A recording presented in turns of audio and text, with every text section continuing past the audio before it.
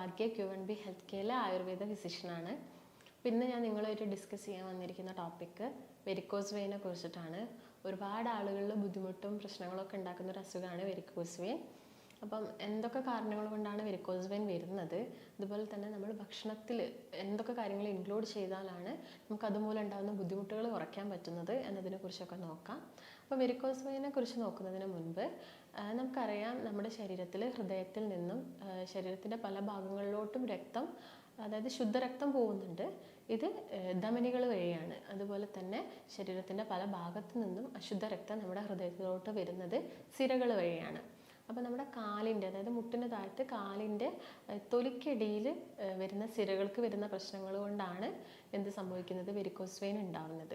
അപ്പം ഈ സിരകൾ എന്ന് പറയുന്നത് തൊലിക്ക് അടിയിലായിട്ട് കാണുന്ന സിരകളുണ്ട്, അതിനെ നമ്മൾ സൂപ്പർഫിഷ്യൽ വെയിൻ എന്നാണ് പറയുന്നത്. അതുപോലെ തന്നെ മസിൽസിൻ്റെ അടിയിലായിട്ട് കാണുന്ന സിരകളെ നമ്മൾ ഡീപ്പ് വെയിൻസ് എന്നാണ് പറയുന്നത്. അപ്പോൾ സൂപ്പർഫിഷ്യൽ വെയിൻ എന്ന് പറയുമ്പോൾ കുറച്ച് മുകളിലായിട്ട് നേരെ തൊലിക്കടിയിൽ ഈ സൂപ്പർഫിഷ്യൽ വെയിനിൽ ഉണ്ടാവുന്ന ഈ സിരകൾക്ക് ഉണ്ടാവുന്ന വാൽവുകൾക്ക് ഉണ്ടാവുന്ന പ്രശ്നം കൊണ്ടാണ് ഇങ്ങനെ വെരിക്കോസ് വെയിൻ വരുന്നത്. അത് ചിലപ്പം പൂർണ്ണമായിട്ടുള്ള അപാകതകളാവാം, അല്ലെങ്കിൽ ഭാഗികമായിട്ടുള്ള അപാകതകളൊക്കെ ആവാം. അപ്പം ഇങ്ങനെ സിരകൾ തടിച്ച് വീർത്ത് വരിക, ചില ആളുകളിൽ തടിച്ച് വീർത്ത് വളഞ്ഞു പൊളഞ്ഞു വരുന്ന ഒരു കണ്ടീഷനൊക്കെ നമ്മൾ കാണാറുണ്ട്. ഇതിനാണ് വെരിക്കോസിറ്റി എന്ന് പറയുന്നത്. എന്നാൽ എല്ലാവരിലും ഇങ്ങനെ ഞരമ്പ് അല്ലെങ്കിൽ സിരകൾ പുറത്തോട്ട് തടിച്ച് വീർത്ത് കാണണമെന്നില്ല. അതിനുള്ളൊരു കാരണം എന്ന് പറയുന്നത് മെയിനായിട്ടും വെരിക്കോസിറ്റി രണ്ട് രീതിയിൽ വരാം. ഒന്ന് നമ്മുടെ തൊലിക്കുള്ളിലൊക്കെ ആയിട്ട് വരുന്നത്, മറ്റൊന്ന് തൊലിക്ക് പുറത്ത് വരുന്നത്. അപ്പോൾ പുറത്ത് വരുന്നത് കുറച്ചും കൂടി ബൾജായിട്ട് പുറത്തോട്ട് കാണുന്നുണ്ട്. അതിനെ നമ്മൾ എക്സ്റ്റേണൽ വെരിക്കോസിറ്റി എന്നാണ് പറയുന്നത്, മറ്റതിനെ നമ്മൾ ഇൻറ്റേർണൽ വെരിക്കോസിറ്റി എന്നാണ് പറയുന്നത്. അപ്പോൾ ഇതിൻ്റെ ഒരു ലക്ഷണങ്ങളൊക്കെ നോക്കുന്ന സമയത്ത് നമുക്കതിനെ ഗ്രേഡായിട്ട് പറയാം. ഗ്രേഡായിട്ട് പറയുന്ന സമയത്ത് ഒരു ഫസ്റ്റ് ഗ്രേഡ് 1 എന്ന് പറയുന്ന സമയത്ത് കൂടുതലായിട്ടും ആളുകൾ ഒരു സ്പൈഡർ വെബ്, അതായത് ഒരു ചിലന്തി വല പോലെ ഈ വെരിക്കോസിറ്റി കാണാം. അത് ചിലപ്പോൾ നമ്മുടെ കാലിൻ്റെ തുടയ്ക്ക് ബാക്ക് സൈഡിലായിട്ട് വരാം, അല്ലെങ്കിൽ ആ മുട്ടിൻ്റെ ബാക്ക് സൈഡിലോട്ടായിട്ട് വരാം, അല്ലെങ്കിൽ കണങ്കാലിൻ്റെ ഭാഗത്തൊക്കെ ചെറിയ രീതിയിൽ ചിലന്തി വല കാണപ്പെടാം. അതാണ് ഒരു ഫസ്റ്റ് ഗ്രേഡ് പറയുന്നത്. സെക്കൻഡ് ഗ്രേഡ് നോക്കുന്ന സമയത്ത് ഈ വെയിനുകൾ, സിരകൾ കുറച്ചും കൂടി ഒന്ന് തടിച്ചു വരും. അത് കൂടുതലായിട്ട് മുട്ടിൻ്റെ താഴത്തൊക്കെ ആയിരിക്കും ആളുകൾ തടിച്ചു വരുന്നത് കാണുന്നത്. കാലിൻ്റെ എല്ലാ ഭാഗത്തും വരും, അതായത് തൊടയുടെ ഭാഗങ്ങളിലൊക്കെ ചില ആളുകളിൽ കണ്ടുവരാറുണ്ട്. ഒരു ഗ്രേഡ് 3 എന്ന് പറയുന്ന സമയത്ത് കൂടുതലായിട്ടും നീര് വരുന്നതാണ്. അതായത് ഈ കണങ്കാലിൻ്റെ ഭാഗത്തൊക്കെ ആളുകളിൽ നീര് വരിക, അവർ ചിലപ്പം കൂടുതൽ സമയം നിന്ന് ജോലി ചെയ്യുന്ന ആളുകളാണെങ്കിൽ കൂടുതലായിട്ട് ഒരു വൈകുന്നേരങ്ങളാവുന്ന സമയത്തായിരിക്കും ഈ നീര് വന്ന് കിടക്കുന്നുണ്ടാവുക. രാവിലെ ചിലപ്പം ഉറങ്ങി എണീറ്റ് കഴിയുന്ന സമയത്ത് നീരൊക്കെ പോകും, പിന്നീടും വീണ്ടും നമ്മുടെ ജോലിയുടെ ഭാഗമായിട്ട് അത് വരും. അതുകൊണ്ട് തന്നെ ഇതിന് നമ്മളൊരു ഒക്യുപ്പേഷണൽ ഡിസീസ് എന്നാണ് പറയുന്നത്. കൂടുതലായിട്ടും ഈ നിന്ന് ജോലി ചെയ്യുന്ന പോലീസ്, സെക്യൂരിറ്റീസ്, ഈ ട്രാഫിക് പോലീസസ്, നഴ്സസ്, ടീച്ചേഴ്സ്, ഇവരിലൊക്കെയാണ് ഇത് കൂടുതലായിട്ടും കാണുന്നത്. അതുപോലെ തന്നെ സ്ത്രീകളിലും നമ്മൾ പറയാറുണ്ട് കുറച്ച് കൂടുതലായിട്ടാണ് കാണുന്നതെന്ന്. അതിനുള്ളൊരു കാരണം എന്ന് പറയുന്നത് ഈ പ്രസവ സമയത്ത്, അല്ലെങ്കിൽ അവർ കൂടുതൽ സ്ട്രെയിൻ ചെയ്യുക, അല്ലെങ്കിൽ ഈ പ്രഗ്നൻ്റ് ആയിരിക്കുന്ന സമയത്ത് അവർക്ക് വരുന്നൊരു വെയിറ്റ് ഗെയിന്, അല്ലെങ്കിൽ ഒരു ഹോർമോണൽ ചേഞ്ച് ഒക്കെയാണ്. എന്നാൽ ഒരു 70% സ്ത്രീകളിലും ഒരു ഡെലിവറി കഴിഞ്ഞതിന് ശേഷം ഇത് നോർമൽ ആവാറുണ്ട്. ഒരു 30% ആളുകളിൽ മാത്രമേ ഇത് അങ്ങനെ തന്നെ, അതായത് ആ ഒരു വേദനയും കടച്ചിലും കാര്യങ്ങളൊക്കെ ഉണ്ടാവാറുള്ളൂ. പിന്നെ ഒരു 4th സ്റ്റേജ് എന്നൊക്കെ പറയുന്ന സമയത്താണ് അവിടെ ഒരു നിറവ്യത്യാസം, അതുപോലെ തന്നെ ചൊറിച്ചിലൊക്കെ അനുഭവപ്പെടും ഒരു കണങ്കാലിൻ്റെ ഭാഗത്ത്. അതായത് ഒരു അൾസറിൻ്റെ മുൻപുള്ളൊരു സ്റ്റേജാണ് ഇങ്ങനെ നിറവ്യത്യാസവും അതുപോലെ നന്നായിട്ടുള്ളൊരു ചൊറിച്ചിലൊക്കെ ഉണ്ടാവുന്നത്. അപ്പോൾ ഒരു 5th സ്റ്റേജിൽ അൾസറായിട്ട് മാറാം, വ്രണങ്ങളായിട്ട് മാറാം. ഒരു 6th ഒക്കെ ആവുന്ന സമയത്താണ് ബ്ലീഡിങ് കൂടുതലായിട്ടൊക്കെ കണ്ടുവരുന്നത്. അപ്പോൾ ലക്ഷണങ്ങൾ പറയുകയാണെങ്കിൽ നമ്മൾ മെയിനായിട്ടും ഈ ഗ്രേഡ് അനുസരിച്ചിട്ടാണ് പറയുന്നത്. ഇനി കാരണങ്ങൾ നോക്കുകയാണെങ്കിൽ ആദ്യം തന്നെ പറയേണ്ട ഒരു കാരണം പ്രായം തന്നെയാണ്. പ്രായമാവുന്നതിനനുസരിച്ച് നമ്മുടെ മസിൽസ്, കാലുകളിലുള്ള മസിൽസിന് വരുന്നൊരു വീക്ക്നെസ്, ബലക്കുറവ് ഉണ്ടാവുക, അതുപോലെ തന്നെ രക്തക്കൊയലുകളുടെ ഇലാസ്റ്റിസിറ്റി നഷ്ടപ്പെടുക, അതുമൂലം തന്നെ രക്തക്കൊയലുകൾ ഉണ്ടാക്കിയിരിക്കുന്ന കൊളാജൻ, ഇലാസ്റ്റിൻ, പ്രോട്ടീൻസ് ഒക്കെ കുറയുക. ഇതുമൂലം പ്രായമാകുന്ന സമയത്ത് വെരിക്കോസിറ്റി വരാനുള്ളൊരു ചാൻസ് കൂടുതലാണ്. മറ്റൊരു കാരണം നോക്കുകയാണെങ്കിൽ പാരമ്പര്യമാണ്. അതായത് ഇപ്പം നമ്മളെ വീട്ടിലാർക്കെങ്കിലും ഉണ്ടെങ്കിൽ ചിലപ്പോൾ അത് നമ്മളെ നെക്സ്റ്റ് ജനറേഷനിലും വരാനുള്ളൊരു ചാൻസ് ഉണ്ട്. മറ്റൊരു കാരണം നോക്കുകയാണെങ്കിൽ കുറേ സമയം നിന്ന് ജോലി ചെയ്യുന്ന ആളുകളിലാണ്.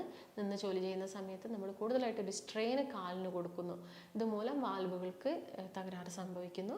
മറ്റൊരു കാരണം നോക്കുകയാണെങ്കിൽ ഹോർമോണിൽ ഉണ്ടാകുന്ന വ്യത്യാസങ്ങൾ. സ്ത്രീകളെ നോക്കുകയാണെങ്കിൽ ഞാൻ പറഞ്ഞു, ഡെലിവറി സമയത്തോ അല്ലെങ്കിൽ ആർത്തവവിരാമത്തിന് ശേഷം അവർക്ക് വരുന്നൊരു ഹോർമോണൽ ചേഞ്ച് കാരണം ഇങ്ങനെ വെരിക്കോസിറ്റി വരാം. പിന്നുള്ളൊരു കാരണം നോക്കുകയാണെങ്കിൽ ന്യൂട്രീഷണൽ ഡെഫിഷ്യൻസിയാണ്. അതായത് എന്തെങ്കിലും ഒരു ന്യൂട്രീഷൻ, വൈറ്റമിൻസിൻ്റെയോ മിനറൽസിൻ്റെയോ ഒക്കെ ഡെഫിഷ്യൻസി കാരണം നമ്മുടെ ശരീരത്തിൽ ഒരു അമിനോ ആസിഡ്സ് കൂടുതലായിട്ട് ഉൽപ്പാദിപ്പിക്കപ്പെടുക. അതായത് നാച്ചുറലി പ്രസൻ്റ് ആയിട്ടുള്ള ഒരു ഹിമോസിസ്റ്റിൻ എന്ന് പറഞ്ഞ അമിനോ ആസിഡ്സ് ഇങ്ങനെ ന്യൂട്രീഷണൽ ഡെഫിഷ്യൻസി ആവുന്ന സമയത്ത് കൂടുതലായിട്ട് ഉണ്ടാവുന്നു.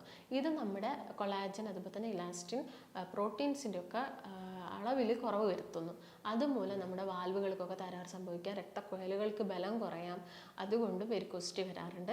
മറ്റൊരു കാരണം നോക്കുകയാണെങ്കിൽ നിങ്ങളിപ്പം കൂടുതലായിട്ടും വെയിറ്റൊക്കെ പൊക്കുന്ന ആളുകളാണെങ്കിൽ, വെയിറ്റൊക്കെ അതായത് ഇപ്പോൾ ജിമ്മിലൊക്കെ പോകുന്ന ആളുകളാണെങ്കിൽ അവർ നന്നായിട്ട് വെയിറ്റ് പൊക്കും. ഈ സമയത്ത് നമ്മൾ കൂടുതൽ ശ്വാസം മുകളിലോട്ട് എടുക്കുന്നത്, അതായത് ഓക്സിജൻ മുകളിലോട്ട് എടുക്കുന്ന സമയത്ത് താഴത്ത് നിന്ന്, അതായത് കാലിൽ നിന്നും മുകളിലോട്ട് രക്തം തിരിച്ചു വരണം. ഈ ഒരു അവിടെ ഒരു സ്റ്റാഗ്നേഷൻ അല്ലെങ്കിൽ ഈ ഒരു ബ്ലഡിൻ്റെ ഫ്ലോ അവിടെ കുറയുന്നു. ഇതുമൂലം നമുക്ക് എന്ത് വരാം? വെരിക്കോസിറ്റി വരാം. അപ്പോൾ മെയിനായിട്ട് പറയുകയാണെങ്കിൽ ഇതൊക്കെ തന്നെയാണ് പ്രധാന കാരണങ്ങൾ. അതുപോലെ തന്നെ വെയിറ്റ്, അമിത ഭാരം ഉണ്ടാകുന്നത്, വെരിക്കോസ് വെയിൻ ഉള്ള ആളുകൾ പിന്നീട് ഭാരം കൂടുന്നത് ശ്രദ്ധിക്കണം. അതുപോലെ തന്നെ അവർക്ക് ഇടയ്ക്കിടയ്ക്ക് വരുന്ന കോൺസ്റ്റിപ്പേഷനും കാര്യങ്ങളും ഈ കണ്ടീഷന് വല്ലാതെ, അതായത് ആ ഒരു കണ്ടീഷൻ വല്ലാതെ സീവിയർ ആക്കാനുള്ളൊരു കാരണം കൂടിയാവുന്നുണ്ട്. അപ്പോൾ ഇതൊക്കെ തന്നെയാണ് പ്രധാനപ്പെട്ട ചില കാരണങ്ങൾ. അപ്പോൾ ഇതിനു വേണ്ടി നിങ്ങൾ ശ്രദ്ധിക്കേണ്ട ചില കാര്യങ്ങൾ എന്തൊക്കെയാണെന്ന് വെച്ചാൽ, ഒന്ന് ലോങ് സ്റ്റാൻഡിങ്, കുറേ സമയം നിന്ന് ജോലി ചെയ്യുന്നവർ, കുറേ സമയം കണ്ടിന്യൂസ് ആയിട്ട് ഇരുന്ന് ജോലി ചെയ്യുന്ന ആളുകളിലൊക്കെ വെരിക്കോസിറ്റി വരും. ഇങ്ങനെയുള്ള ആളുകൾ പകൽ സമയം നിൽക്കുമ്പം കംപ്രഷൻ സ്റ്റോക്കിങ്സ് യൂസ് ചെയ്യുക. ഇപ്പം ഒരുപാട് കംപ്രഷൻ സ്റ്റോക്കിങ്സ് അവൈലബിൾ ആണ്. അത് മാക്സിമം പകൽ സമയത്ത് യൂസ് ചെയ്യുക. രാത്രി കിടന്ന് ഉറങ്ങുന്ന സമയത്താണെങ്കിൽ ബാൻഡേജസ് യൂസ് ചെയ്യുക. ബാൻഡേജസ് യൂസ് ചെയ്യുന്ന സമയത്ത് നിങ്ങൾ എപ്പോഴും കാലിൻ്റെ താഴ്ഭാഗത്ത് നിന്ന് മുകളിലോട്ട് വലിച്ച് വേണം കെട്ടാൻ. അപ്പം രാത്രി കെട്ടുന്ന സമയത്ത് കുറച്ച് ടൈറ്റായിട്ട് കെട്ടിയിട്ട് കിടന്നുറങ്ങുക. അതാണ് മെയിനായിട്ട് ശ്രദ്ധിക്കേണ്ടത്. അതുപോലെ തന്നെ എപ്പോഴും നമ്മുടെ ഹാർട്ടിനേക്കാളും കുറച്ച് ഉയർന്ന് വേണം നമ്മുടെ കാലുണ്ടാവാൻ. അതുകൊണ്ടൊരു 2-3 തലയണ വെച്ചിട്ട് അതിൻ്റെ മുകളിൽ കാല് വെച്ച് കിടന്നുറങ്ങാനും നോക്കുക. പിന്നെ നമ്മൾ എന്തായാലും ഒരു വേദനയും കടച്ചിലൊക്കെ ഉള്ളതുകൊണ്ട് തന്നെ നമ്മൾ എന്തായാലും ഒരു ഓയിൽ മസാജോ കാര്യങ്ങളൊക്കെ എന്തായാലും ചെയ്യും. ഇങ്ങനെ മസാജൊക്കെ ചെയ്യുന്ന സമയത്ത് അധികം പ്രഷർ കൊടുക്കരുത്. പ്രഷർ കൊടുക്കുന്ന സമയത്ത് ഈ രക്തക്കൊലകളുടെ ഭിത്തിയിൽ, അതായത് വാൽവിന് തകരാറ് സംഭവിച്ചതുകൊണ്ട് തന്നെ അവിടെ രക്തം കട്ട പിടിക്കാനുള്ളൊരു ചാൻസ് ഉണ്ട്. അതുകൊണ്ടാണ് ഈ ഞരമ്പുകളും സിരകളൊക്കെ പുറത്തോട്ട് തടിച്ച് കാണുന്നത്. അപ്പോൾ നമ്മൾ കൂടുതൽ പ്രഷർ ചെയ്ത് മസാജ് ചെയ്യുന്ന സമയത്ത് ഈ കട്ടകളൊക്കെ അത് ഭിത്തിയിൽ നിന്ന് ചെറുതായിട്ട് അടർന്നിട്ട് ശരീരത്തിൻ്റെ മറ്റു ഭാഗങ്ങളിലൊക്കെ പോയി പറ്റിപ്പിടിച്ചിരിക്കാം. അത് ചിലപ്പം സ്ട്രോക്ക് പോലുള്ള കണ്ടീഷൻസൊക്കെ ഉണ്ടാക്കാം. അതുപോലെ തന്നെ അധികം ചൂട് പിടിക്കുന്നതും നല്ലതല്ല. അധികം ചൂട് പിടിക്കുകയൊന്നും വേണ്ട. അതുപോലെ തന്നെ അധികം പ്രഷർ ചെയ്ത് മസാജ് ചെയ്യരുത്. ഇതുപോലെ തന്നെ മസാജ് ചെയ്യുന്ന സമയത്ത് എപ്പോഴും താഴ്ഭാഗത്ത് നിന്ന് മുകൾ ഭാഗത്തേക്ക് വേണം മസാജ് ചെയ്യാൻ. നോർമലി നമ്മൾ എന്ത് കണ്ടീഷൻസിനും മുകളിൽ നിന്ന് താഴോട്ടാണ്, എന്നാൽ ഇത് എപ്പോഴും താഴ്ഭാഗത്ത് നിന്ന് മുകൾ ഭാഗത്തോട്ട് വേണം മസാജ് ചെയ്യാൻ. ഇതൊക്കെയാണ് ശ്രദ്ധിക്കേണ്ടത്. അതുപോലെ തന്നെ ശ്രദ്ധിക്കേണ്ട ഒരു കാര്യം, അമിത ഭാരം ആവാതെ നോക്കുക, മലബന്ധം കുറയ്ക്കുക, പിന്നെ രക്തം ശുദ്ധീകരിക്കുന്ന ഭക്ഷണങ്ങൾ ഇൻക്ലൂഡ് ചെയ്യുക. അതായത് ചെറുനാരങ്ങ, മഞ്ഞൾ, ഇലക്കറികൾ ധാരാളം കഴിക്കാൻ നോക്കുക. അതുപോലെ തന്നെ വെള്ളം ധാരാളം കുടിക്കുക. എക്സസൈസ് ചെയ്യുന്ന സമയത്ത് വിഗറസ് ആയിട്ട്, അതായത് ഭയങ്കര ശക്തിയോടുകൂടി എക്സസൈസ് ഒന്നും ചെയ്യേണ്ട ആവശ്യമില്ല. വെരിക്കോസ് വെയിൻ ഉള്ള ആളുകൾ അങ്ങനെ ചെയ്യുന്ന സമയത്ത് അവരുടെ കാലിൻ്റെ വേദന കൂടാനുള്ളൊരു ചാൻസ് ഉണ്ട്. അതുകൊണ്ട് നടത്തൊക്കെ ആണെങ്കിൽ തന്നെ ഒരു ഹാഫ് ആൻ അവർ നടക്കുന്നത് വളരെ സ്ലോ ആയിട്ട് മെല്ലെ മെല്ലെ നടക്കുന്നതായിരിക്കും കുറച്ചും കൂടി നല്ലത്. അപ്പോൾ ഇതൊക്കെയാണ് മെയിനായിട്ട് ശ്രദ്ധിക്കേണ്ട കാര്യങ്ങൾ. ഇനി നിങ്ങൾ എന്തൊക്കെ സാധനങ്ങളാണ് ഭക്ഷണത്തിൽ ഇൻക്ലൂഡ് ചെയ്യേണ്ടത് നോക്കുന്ന സമയത്ത് ആദ്യം തന്നെ നമുക്ക് മലബന്ധം കുറയ്ക്കണം. അതുപോലെ തന്നെ ഓവർ വെയിറ്റ് ഉള്ള ആളുകളാണെങ്കിൽ വെയിറ്റ് റെഡ്യൂസ് ചെയ്യുക. അപ്പം മലബന്ധം കുറയ്ക്കാൻ നമ്മൾ കൂടുതലായിട്ടും ഫൈബേഴ്സ് അടങ്ങിയ, നാരുകൾ അടങ്ങിയ ഭക്ഷണങ്ങളാണ് കഴിക്കേണ്ടത്. അതെന്ന് പറയുന്ന സമയത്ത് ഇപ്പോൾ പഴങ്ങളാണെങ്കിലും പച്ചക്കറികളാണെങ്കിലും ഒക്കെ നാരുകൾ അടങ്ങിയത് കഴിക്കാം. പഴങ്ങൾ കഴിക്കുന്ന സമയത്ത് ജ്യൂസ് ആക്കുന്ന സമയത്ത് നാര് പോവും. അപ്പോൾ നോർമലി കട്ട് ചെയ്ത് കഴിക്കാൻ നോക്കുക. പച്ചക്കറികൾ നോക്കുകയാണെങ്കിൽ beans, capsicum, broccoli, cauliflower, cabbage, ഇതിലൊക്കെ ഒരുപാട് നാരുകളുണ്ട്. അതുപോലെ തന്നെ ഇലക്കറികൾ കഴിക്കാൻ നോക്കുക. ഇലക്കറികൾ കഴിക്കുന്ന സമയത്ത് അതിൽ ഒരുപാട് മാഗ്നീഷ്യം ഉണ്ട്. മാഗ്നീഷ്യം ഉള്ളതുകൊണ്ട് തന്നെ നമ്മുടെ മസിൽസിനൊക്കെ അതൊരു ബലം കൊടുക്കും. പിന്നെ ഇലക്കറികൾ കഴിക്കുമ്പോൾ നമ്മൾ മൂത്രത്തിൻ്റെ അളവ് കൂടുന്നത് വഴി ഇങ്ങനെ ഉണ്ടാകുന്ന നീരുകളൊക്കെ കുറയ്ക്കാൻ സഹായിക്കും. ഇതാണ് ഇലക്കറികൾ കഴിക്കുക. അതുപോലെ തന്നെ തവിടുള്ള ധാന്യങ്ങൾ, അരികളൊക്കെ ഭക്ഷണത്തിൽ ഇൻക്ലൂഡ് ചെയ്യാൻ നോക്കുക. അതോടൊപ്പം തന്നെ ഇഞ്ചി കഴിക്കുക. ഇഞ്ചി കഴിക്കാൻ പറയുന്നത്, ഇഞ്ചിയിൽ നമ്മുടെ രക്തം കട്ട പിടിക്കുന്ന ഒരു ഫൈബ്രിൻ എന്ന് പറഞ്ഞൊരു ഘടകമാണ് രക്തം കട്ട പിടിക്കാൻ സഹായിക്കുന്നത്. ഇത് ബ്രേക്ക് ഡൗൺ ചെയ്യാൻ ഇഞ്ചി സഹായിക്കും. അതുകൊണ്ട് ഇഞ്ചി നീര് കഴിക്കാം, അല്ലെങ്കിൽ അത് ചായയാക്കിയൊക്കെ നിങ്ങൾക്ക് ഉപയോഗിക്കാം. മറ്റൊരു കാര്യം പറയുന്നത് റൂട്ടിനാണ്. റൂട്ടിൻ എന്ന് പറയുന്നത് കൊളസ്ട്രോൾ, BP ഒക്കെ കുറയ്ക്കാൻ സഹായിക്കുന്ന ഒരു ഫ്ലാവനോയിഡാണ്. ആൻറ്റി ഇൻഫ്ലമേറ്ററി ആണ്. അതുപോലെ തന്നെ അത് ആൻറ്റി ഓക്സിഡൻ്റ് ആണ്. കൂടുതലായിട്ടും ബെറി ഫ്രൂട്ട്സിലാണ് കാണുന്നത്. അതായത് ബ്ലൂബെറി, ബ്ലാക്ക്ബെറി, പിന്നെ നമ്മുടെ ആപ്പിളിൽ കാണുന്നുണ്ട്, അതുപോലെ തന്നെ മുന്തിരിയിൽ കാണുന്നുണ്ട്. അപ്പോൾ ഇതൊക്കെ ഭക്ഷണത്തിൽ ധാരാളം ഇൻക്ലൂഡ് ചെയ്യാവുന്ന സമയത്ത് നമ്മുടെ വാൽവുകൾക്കൊക്കെ ബലം കിട്ടും, രക്തം കട്ട പിടിക്കുന്നത് നമുക്കറിയാം. വെരിക്കോസിറ്റി ഉള്ള ആളുകളിൽ കാലിൻ്റെ ഭാഗത്തൊക്കെ രക്തത്തിൻ്റെ ഫ്ലോ വളരെ കുറവായിരിക്കും. അപ്പോൾ അത് പ്രിവെൻറ്റ് ചെയ്യാനും ഈ റൂട്ടിൻ സഹായിക്കും. അതുപോലെ തന്നെ നമ്മുടെ വെയിൻ്റെ ആരോഗ്യത്തിന് നല്ലതാണ് ബീട്രൂട്ട്. നമുക്കറിയാം ബീട്രൂട്ട് രക്തം കൂട്ടാനൊക്കെ സഹായിക്കുന്ന ഒരു പച്ചക്കറിയാണ്. അപ്പം ബീട്രൂട്ടിൽ ബീറ്റാ സയനിൻ എന്ന് പറഞ്ഞൊരു ഘടകമുണ്ട്. ഈ ഘടകം എന്താ ചെയ്യുന്നത്, നേരത്തെ ഞാൻ പറഞ്ഞ പോലെ തന്നെ നാച്ചുറലി നമ്മുടെ ശരീരത്തിൽ കാണുന്ന ഒരു അമിനോ ആസിഡ്സ് ആണ് എന്ത് പറയുന്നത്, ഹീമോസിസ്റ്റിൻ. ഇതിനെ കുറച്ചുകൊണ്ട് വരും. ഇത് കൂടിയാൽ നമ്മുടെ രക്തക്കുഴലുകൾക്കൊക്കെ ഇത് ബാധിക്കും. അതുകൊണ്ട് ഇത് കുറയ്ക്കാൻ സഹായിക്കുന്നതാണ് എന്ത്, ബീട്രൂട്ട്. അതുപോലെ തന്നെ വൈറ്റമിൻ സി റിച്ച് ആയിട്ടുള്ള ഫ്രൂട്ട്സുകൾ, അതായത് സിട്രസ് ഫ്രൂട്ട്സുകൾ, മുസമ്പി, ഓറഞ്ച്, ചെറുനാരങ്ങ, ഇതൊക്കെ ധാരാളം കഴിക്കാൻ നോക്കുക. ഇതൊക്കെ നമ്മുടെ രക്തക്കുഴലിൻ്റെ ബലം കൂട്ടാനും അതുപോലെ തന്നെ രക്തം കട്ട പിടിക്കുന്നതൊക്കെ കുറയ്ക്കാനൊക്കെ സഹായിക്കും. അതുപോലെയാണ് വൈറ്റമിൻ ഇ അടങ്ങിയിട്ടുള്ള അവക്കാഡോ അഥവാ ബട്ടർ ഫ്രൂട്ട്, വെണ്ണപ്പഴം എന്നൊക്കെ നമ്മൾ പറയും. അത് ബ്ലഡ് കട്ട പിടിക്കുന്നത് കുറയ്ക്കും. വൈറ്റമിൻ ഇ നമുക്കറിയാം ഒരു ബ്ലഡ് തിന്നറാണെന്ന് നമുക്കറിയാം, അതിന് ഹെൽപ്പ് ചെയ്യും. അതുപോലെ തന്നെ ശതാവരി നല്ലതാണ്. ശതാവരി എന്ന് പറയുന്ന സമയത്ത് ആസ്പരാഗസ് നമുക്കറിയാം, അതിൻ്റെ സ്പ്രൗട്ട്സ് ഒക്കെ ഇപ്പം അവൈലബിൾ ആയിട്ട് കിട്ടും. ഈ മുളകൾ അത് നമുക്ക് തോരനായിട്ട് അല്ലെങ്കിൽ കറിയൊക്കെ വെച്ചിട്ട് കഴിക്കാവുന്നതാണ്. അതുപോലെ തന്നെ ജീരകജലം, വെറും വയറ്റിൽ ജീരകജലം കുറയ്ക്കുന്നത് പെയിനൊക്കെ കുറയ്ക്കാൻ സഹായിക്കും. അതുപോലെ നിങ്ങൾക്ക് ഇങ്ങനെ നന്നായിട്ട് ബ്ലീഡിങ്, അൾസറൊക്കെ വന്നിട്ട് ബ്ലീഡിങ് ഉള്ള സമയത്ത് നമുക്ക് അവിടെ ഐസ് പാക്സും കാര്യങ്ങളൊക്കെ വെച്ച് കൊടുക്കാം. അതുപോലെ ഈ ചൊറിച്ചിലോ ബ്ലാക്കിഷ് ഡിസ്കളറേഷനൊക്കെ വരുന്ന ഭാഗത്ത് നമുക്ക് ചുക്ക്, ഇഞ്ചി ഉണങ്ങിയ ചുക്ക് പൊടിച്ചിട്ട് കുറച്ച് ചൂടുവെള്ളമൊക്കെ മിക്സ് ചെയ്തിട്ട് ആ ഭാഗത്ത് നമുക്ക് ഒരു പേസ്റ്റ് പോലെ അപ്ലൈ ഒക്കെ ചെയ്ത് കൊടുക്കാം. ഇതൊക്കെയാണ് നിങ്ങൾ ഭക്ഷണത്തിൽ ഇൻക്ലൂഡ് ചെയ്യേണ്ടത്. അതുപോലെ തന്നെ നമുക്ക് വീട്ടിൽ ചെയ്യാൻ പറ്റുന്ന ചില കാര്യങ്ങളോ ഇതൊക്കെയാണ്. അപ്പം ഭക്ഷണത്തിൽ നിന്ന് ഒഴിവാക്കേണ്ട കാര്യങ്ങൾ എന്ന് പറയുമ്പം എപ്പോഴും ഞാൻ പറയുന്ന പോലെ തന്നെ തവിട് ഇല്ലാത്ത അരി എന്ന് പറയുന്ന സമയത്ത് നമ്മൾ വൈറ്റ് റൈസ്, മൈദ അടങ്ങിയ ഭക്ഷണം, ബ്രെഡ്, ബിസ്ക്കറ്റ്സ് പോലുള്ള സാധനങ്ങളൊക്കെ ഒഴിവാക്കണം. പിന്നെ ഒഴിവാക്കുന്ന സമയത്ത് നമുക്ക് ഇൻസുലിൻ കുറയ്ക്കാനും പറ്റും. അതുപോലെ തന്നെ വെയിറ്റ് കുറയ്ക്കാൻ പറ്റും. പഴങ്ങളും പച്ചക്കറികളൊക്കെ കഴിക്കുന്ന സമയത്ത് അതിൽ കാലോറീസ് കുറവായതുകൊണ്ട് വെയിറ്റും കൂടില്ല, അതാണ് ശ്രദ്ധിക്കേണ്ടത്. അതുപോലെ തന്നെ ഉപ്പടങ്ങിയ ഭക്ഷണം കഴിക്കുന്ന സമയത്ത് എന്താണ് സംഭവിക്കുന്നത്, ശരീരത്തിൽ ജലാംശം കൂടുന്നു. ജലാംശം കൂടുന്ന സമയത്ത് സിരകളിലും ധമനികളിലൊക്കെ പ്രഷർ കൂടുന്നു, അതുകൊണ്ടാണ് BP കൂടുന്നത്. അതുപോലെ തന്നെ നമ്മൾ സിരകളിൽ പ്രഷർ കൂടുന്ന സമയത്ത് വെരിക്കോസിറ്റി വരുന്നു.